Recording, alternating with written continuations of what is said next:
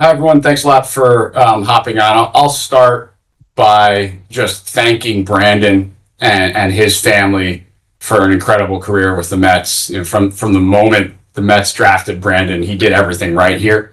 He represented the organization exceptionally well on and off the field, and really was a great Met.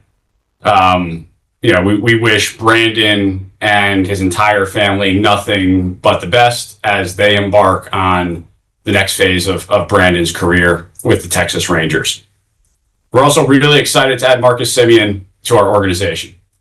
Marcus brings an elite level of defense. He's one of the best defensive infielders in baseball and has been for a number of years. He's a winner. He brings a winning drive and determination that we think is going to fit well in our clubhouse. And he balances our lineup from the right side, which is something we were seeking to do. So very happy to be able to bring Marcus in. And beyond the immediate player return part of this deal, we think this opens up possibilities and flexibility for us going forward, both from a near-term perspective and also allowing space for a number of very young outfielders who are coming, who are talented and will deserve spots at the major league level and to play at the major league level. And this transaction also provides room for that to happen as we move forward. So these are always tough decisions. This was not easy. Everyone here thinks very highly of Brandon, but in order to create the type of sustainable championship caliber play that we seek to have here, at times these types of decisions are necessary. And I'm happy to answer any questions that any of you have. Thank you, David. As a reminder, please use the raise hand feature located at the bottom of the screen. We're going to end up, please state your name and affiliation. We'll start it off with Anthony DiComo. Anthony DiComo, MLB.com. Hey, David, can you just walk us through the timeline of how this came about from conception, like whose idea it was at first, and all the way through to, I'd be curious to hear about your thoughts presenting it to Nimmo, who obviously had to clear it. Yeah, this is something that really probably gained steam last week after the GM meetings. I think throughout the offseason, Texas had looked at Nimmo as a very attractive fit for them, and we had looked at Semien as a potentially really good fit for us, but we didn't really line up and really start making progress on this, I think, until towards the tail end of the GM meetings into last week. These are difficult deals to put together. You're talking about two very established players. You're talking about two players who are embedded in their organizations, who have had success there. And clearly in Brandon's case, you're talking about a player with no trade protection. And yeah, I'm going to keep the specifics of the conversation with Brandon, I think, between the two of us, but Brandon's a pro. He's the ultimate pro. He was very respectful, considerate, and considered, I think, throughout this process. He took time to digest everything, took time to speak with his representation, took time to speak with his family to determine what was best, and ultimately he decided to accept the trade. Brandon was obviously not just a longtime player here, but a fan favorite. You've alluded to this a couple of times already, but to what extent or how much do you weigh those sorts of things versus just a pure baseball decision in these matters? Yeah, it was something we had to think about, no question, both in terms of fan reality and the fan relationship with Brandon, but also we have real relationships with Brandon, and our players have real relationships with Brandon. Coaches do, front office does, and so that is a part of this, and that certainly makes decisions like this a little bit more challenging than they otherwise would be. But at the end of the day, I still felt like this was the right decision for the organization. Thanks. Will? Hey, David. Just when you talk about wanting to give young players a chance to play and have those avenues opened up, how do you kind of square acquiring a 35-year-old at a position where you have these young players who are available and who are maybe, if not already ready to contribute a year or so away from doing so? Yeah, I think the good thing about the players who maybe have played second base for us over the past couple of years who are a little bit younger or who may be coming who are infielders, there's a ton of positional versatility with all of them. So whether that's Acuna or Jet Williams or Ronnie Mauricio, we have a high degree of confidence that all of these guys can play multiple positions and can play them at a high level. And so we don't look at the Semien acquisition as necessarily blocking anyone from continuing their progression. And just how much did you, I guess, wanting to change the clubhouse dynamics, did that play a role into this trade at all? I don't know if it's necessarily wanting to change the clubhouse dynamics. I think it's a recognition that what we did last year wasn't good enough, and running back the exact same group wasn't the right thing to do. And so as we went into this, we believed and still believe that we have to be open to anything, that we shouldn't be in a spot to take anything off the table. And ultimately, if we're able to put transactions together that we think make sense for the team, both now and in the future, that we have to consider them regardless of what names may be involved. Disha? Hey, David. Just Semien is obviously coming off of a down year at the plate. Given his age, it points to an obvious decline. Just what makes you believe that he can rebound offensively? Yeah, I think there's still some underlying aspects of what he does that are encouraging for us offensively. I also think it's notable that this is a player that can contribute to winning baseball in a variety of different ways. And the bat may not actually lead the way at this point in his career. We think there's likely some bounce back in his offensive profile and his offensive game.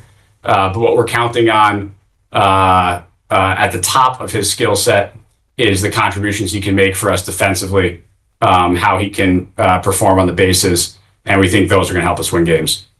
Yeah, and then you have alluded to it a little bit. What are those intangibles from Semien in terms of winning drive, leadership, his high character? What did you like there about him? I think as we really began to dig in on who this person was, talk to his former teammates, former coaches, people who have been around him, this is someone who takes his craft incredibly seriously. Someone who does everything he can on a regular basis to get in the lineup, to perform at a high level. Practices hard and holds those expectations of his teammates as well. And I think that's going to fit in very well for our group. We'll go with Tim Britton from The Athletic. Hey, David. Obviously, you have a second baseman who's been there for a while in Jeff McNeil. Kind of where do you view McNeil fitting into your roster at this point in time now with Semien on board? I think Jeff, by virtue of his positional versatility, still has the ability to impact our team in a variety of ways. What exactly that's going to look like is probably going to have to wait until we watch the rest of the offseason unfold. But certainly his ability to play corner outfield is a help. There may still be days if Semien needs a blow where he's playing some second base. We may ask Jeff to play some first base, depending on how the offseason pans out. I talked to Jeff yesterday. He understands where we're headed. I think he wants to be a part of this, and he understands his positional versatility is a real asset for us. And then you mentioned at one point that running it back from last year was not the right thing to do. At what point during that slide over the final couple months of the season did you, as a front office, come to that conclusion that you would need to do maybe more changes than you had initially thought? And is this enough of a change in your mind, or is there more to come? So I think when you're in the moment in going through a playoff push, you're focused on the day-to-day. You're focused on trying to do everything you can to win that day. And there's off-season preparation going on, but there's probably not that time for real reflection on how the team is performing at that moment. So I think once we got into the offseason and had the time to fully reflect on our team is when I became convinced that we weren't just going to run it back, that we were going to make some changes. You're never sure which changes are actually going to occur, which changes are actually going to be possible. And that's still the case as we move forward. I don't know what the next transaction is right now, but I know we're going to keep going in the offseason, and I'm very confident we're going to have a productive offseason. Laura Albanese from Newsday. Hi, David. How do you foresee the outfield alignment shaping up, and does this increase your appetite to go after a sort of higher profile free agent outfielder, or do you still feel like there are internal options that you can kind of plug those holes with? I think it would be too early for me to really determine how our outfield alignment's gonna shape up.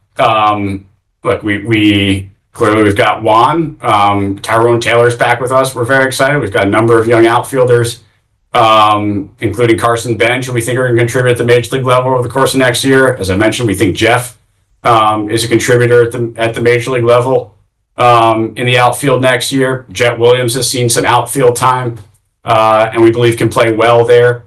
And we've seen that in the minor leagues. And then there is the opportunity for external acquisitions, and we've got a lot of offseason left.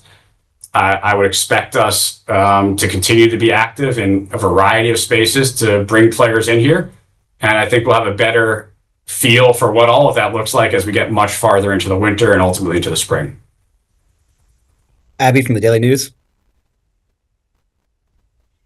How much do you have to sort of weigh some of the clubhouse stuff in terms of, Nimmo was the key leader, Semien's the key leader, obviously on another team, but like, is sometimes some of that stuff a little bit, overblown by the fans? I mean, does it not weigh as much as their on-field production or on-field contributions would be? I think it's all part of our decision points and our evaluation of the team. Very difficult to create an equation for how you balance on-field performance and clubhouse chemistry and clubhouse leadership, and how different pieces within that puzzle are all going to fit together. Very difficult to measure any of that. And so, Brandon clearly was a very important piece, a prominent piece of our clubhouse for a long time. And we think Marcus is going to be able to fit in very well also. We'll go with Mike Fitzpatrick from the AP. Hey, David. Your first baseman, your closer are both, officially free agents now. Have you had a chance to engage them extensively in talks? Excuse me. How would you characterize those negotiations or pursuits at this point with Alonso and Diaz? As I've said before, we'd love to have Pete and Edwin back. They're both great Mets.